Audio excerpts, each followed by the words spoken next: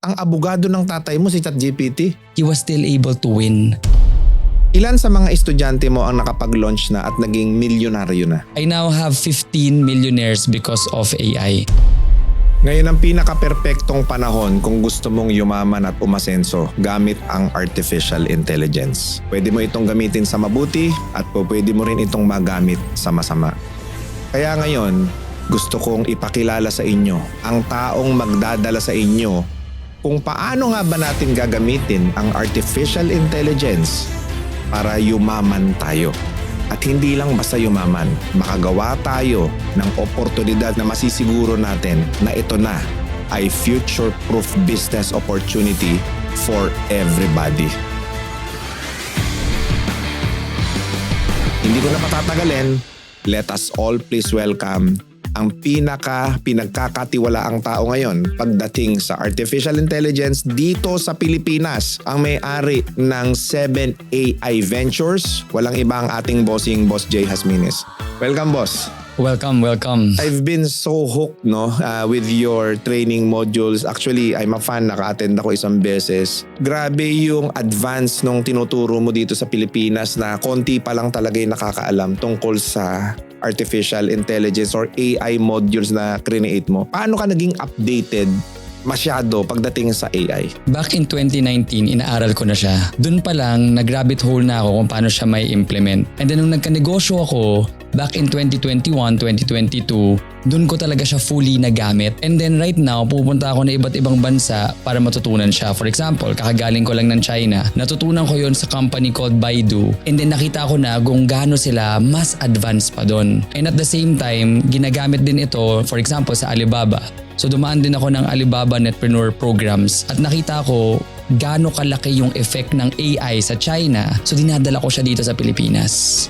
So meaning to say, pandemic time, nagagamit mo ng AI. Sobra-sobra pa. Ano yung mga unang AI na ginagamit mo nung mga panahon na yun, way back 2019? Ang malakas namin nun dati, nagti-TikTok kami. Ang problema ng mga tao sa TikTok is wala silang makreate na content. Eh, ang lakas namin mag-ads nun. Hindi nila maintindihan bakit ang galing namin mag-ads sa TikTok. It was because ang bilis namin mag-create ng mga scripts and copywriting nang wala pa masyadong may alam.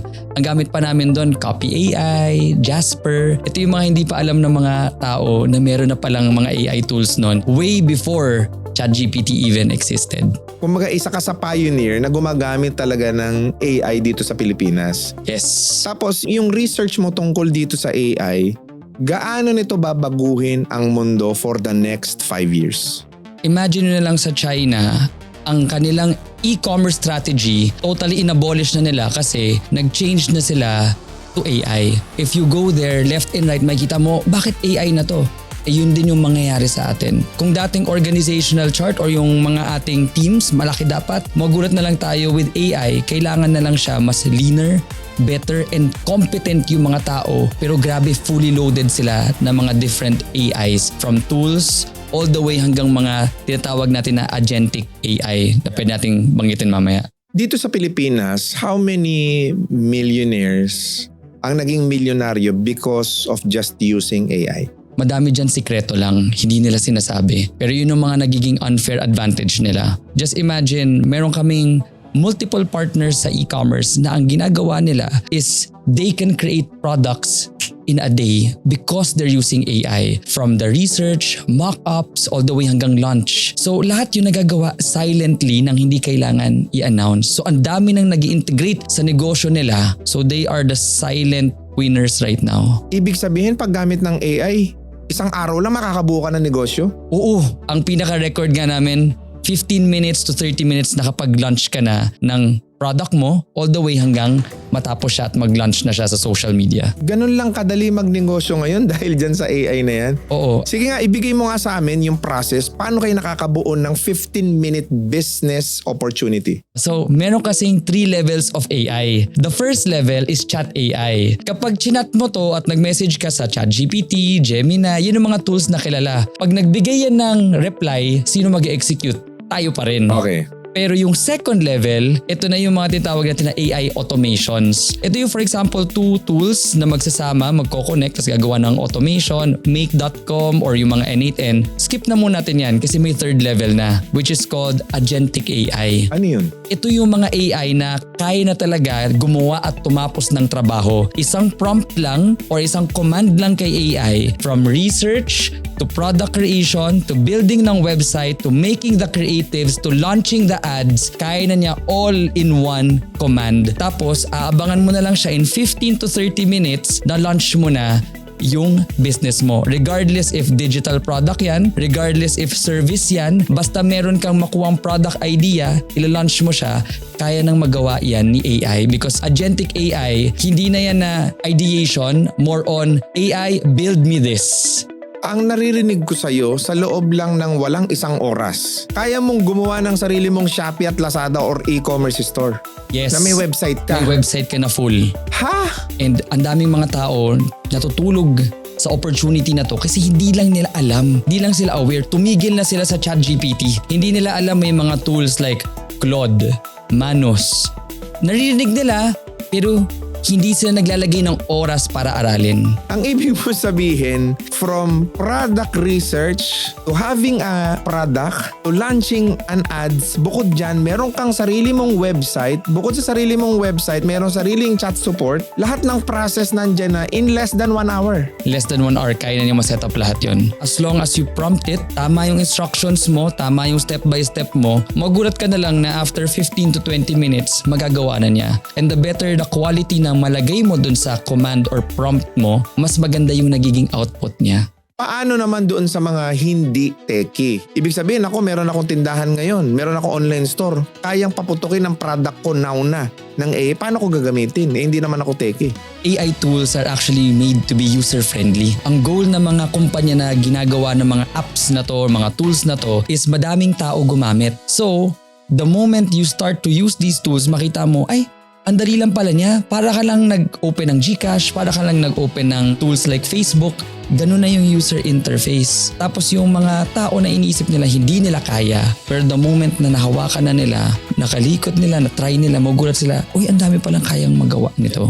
Bilang nagtuturo or isa sa pinagkakatiwalaan dito sa Pilipinas, no, pagdating sa AI coaching and mentorship, ilan sa mga estudyante mo ang nakapag-launch na at naging milyonaryo na? Yung ginagawa kasi namin, meron kaming tinatawag na mga pit stop. So yung pit stop namin, aalamin talaga namin after ng training, ano na yung mga naging resulta nila. I now have 15 millionaires because of AI. Teka lang, yung 15 millionaires mo na-create mo in 2 years time. Pero yung pinakamabilis, Yung pinakamabilis, 1 month niya ginawa yun. isang buwan pwede kang maging milyonaryo? Kaya po talaga siya. There's a data that shows that more than 2 million jobs ang mawawala for the next 5 years here in the Philippines alone. Especially yung mga nasa BPO industry, mga nasa call center. Totoo ba ito? I'll be honest boss, nangyayari na siya. Kasi sa BPO industry, anything that's repetitive, pwede po siya magamitan ng AI. But the good news is, tayong mga Filipinos, may chance tayo na maging pinaka-best user ng AI. We can be the AI solution provider ng buong mundo. How? Kasi China and for example US, they can build the best AI brains. They can be the best in robotics. But Filipinos, we can be the best users. In terms of creating softwares, applications, automations, and solutions, Pinoy pa rin po hinahanap. So AI is an amplifier of our skills. So ibig sabihin, ito ang hindi nakikita ng gobyerno na pag-asa ng bansa natin. Yes po. And I pray na makita po nila na instead of fearing AI, why don't we lean towards it? Because the Filipinos are going to be the hope ng buong mundo because tayo may pinakamagaling in terms of skills, capabilities, ang gandang ng education natin in terms of English. So ang dali natin makipag-usap sa buong mundo. Pero natatakot yung mga tao because ang nakikita lang po is ito yung mga mawawala sa atin.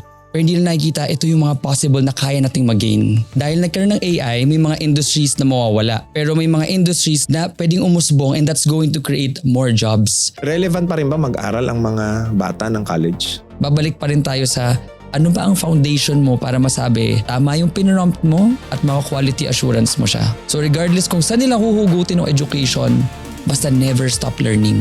Is AI a threat to big companies? Big companies, especially kung sobrang old way of doing things na hindi sila nag-a-adapt, tatamaan talaga sila ng mga newer companies na, for example, itong company na to is sabihin natin na calls ang ginagawa niya, and then suddenly merong dumating na isang company na kaya mag-offer ng AI calls. Today is the worst AI is ever going to be. So gaganda pa yung quality ng mga calls na narinig natin. Yeah. If these companies don't adapt and change kung paano nila aatakihin yung business landscape, ang mangyayari magiging obsolete sila or kailangan nila baguhin yung business model nila. Is this the era for SME or mga startup business owners to actually compete with bigger companies? 100% kasi hindi nila nakikita na big companies are kinda like big cruise ships na hindi makakaliwa. Pero yung mga SMEs, anytime na kailangan nilang kumaliwa, parang speedboat yan. Shoo! Kaliwa, kanan. Sila yung pinakaya makapag-adapt sa gantong klaseng season of uncertainty. You'll never know if there's an AI tool that's gonna come out tomorrow, next week, that's going to obliterate a big company. Personal story, tatay ko, na kinakasuhan siya ng isang big company. And during that time, it's as if parang binubuli siya. Meron kasi siyang property na i-close. Real estate siya. Ang nangyari, itong company na malaki na to, pinipigil siya from closing the deal to the point na tinakot siya na mawawala ng lisensya. At that point, yung tatay ko, hindi dapat siya lalaban na. Pero nung nag-usap kami, sabi ko, Dad, baka kaya naman natin gumamit ng AI or ChatGPT. This was back in March 2023. Sabi niya, ano yun? Sabi ko, Dad, tiwala ka lang. Because of that, kahit na may multiple lawyers yung big company na to, he only had AI. He was still able to win the court case. Na-dismiss yung case? Yes. So ibig sabihin, ang abogado ng tatay mo si ChatGPT? Yes po.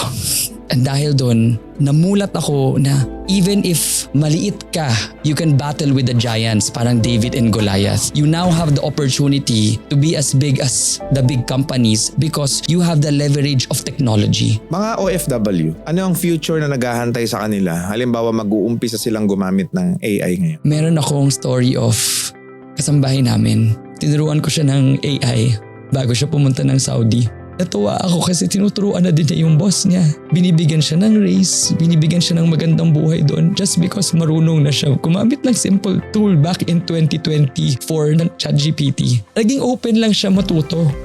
At dahil doon, literal nagbago buhay niya kung saan na siya dinadala ngayon. Ang laki palang oportunidad nito ngayon ko na-realize na kung yung mga kababayan nating OFW na nagtatrabaho ngayon sa abroad ay matututunan nilang gumamit at magiging expert sila sa paggamit ng mga AI tools, o pwede silang ito na yung i-sideline nila na gawin nilang negosyo sa abroad. Kasi ako naniniwala na kung talagang tagilid tayo dito sa Pilipinas, at least maging intrapreneur ka, hindi entrepreneur, intrapreneur. Habang nagtatrabaho ka, mag-racket ka, magnegosyo ka, magturo ka ng AI dyan sa abroad, gumawa ka ng mga process ng mga business dyan sa abroad, na upskill natin yung sarili natin. Kagaya ng kasambahay mo, ngayon ay prompt engineer na.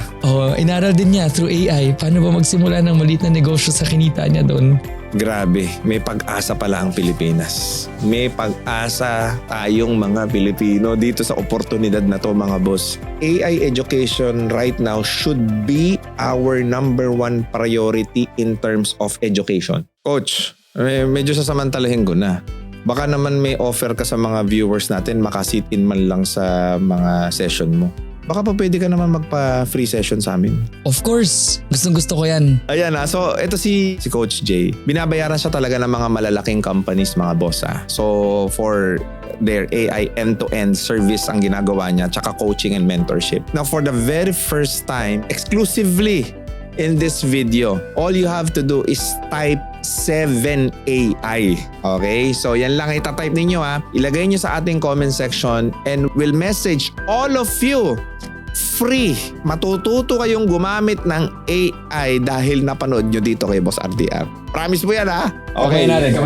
Yan! Okay. It's an honor. Alright. And of course, you may plug your socials, boss. Yung socials ko are J Hazmines AI. So it's J-A-Y, Hazmines, J-A-Z-M-I-N-E-S AI. Ilalagay ko sa ating comment at sa ating description below. I-click nyo na lang po yung redirected na po kayo, diretso na po kayo sa kanyang page kung gusto nyong magpa-support sa mga business ninyo. end-to-end service. Hindi mo na kailangan ng process ng accounting, legal, HR. Naku, ang daming kayang ayusin ito. Promise mga boss. Ayusin niya na lahat yan. Hindi mo na problema yung taong kinukupitan ka. O hindi mo na problema yan. Siya na bahala magturo sa inyo kung paano nyo i-utilize yung AI sa mga companies ninyo. So kung may-ari ka ng negosyo, contact Boss J. Jasmines. Sobrang budget friendly lang ni Boss.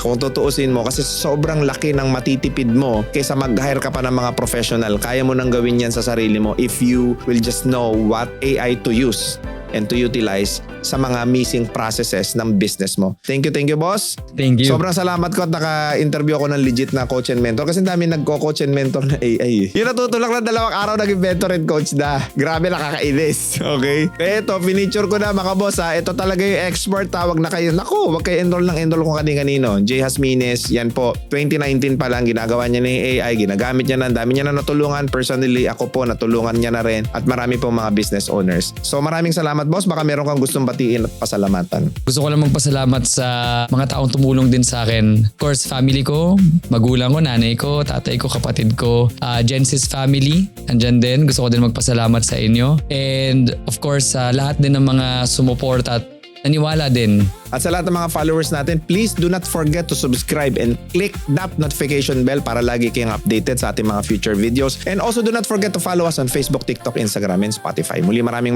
salamat sa inyo mga boss and God bless inyo lahat.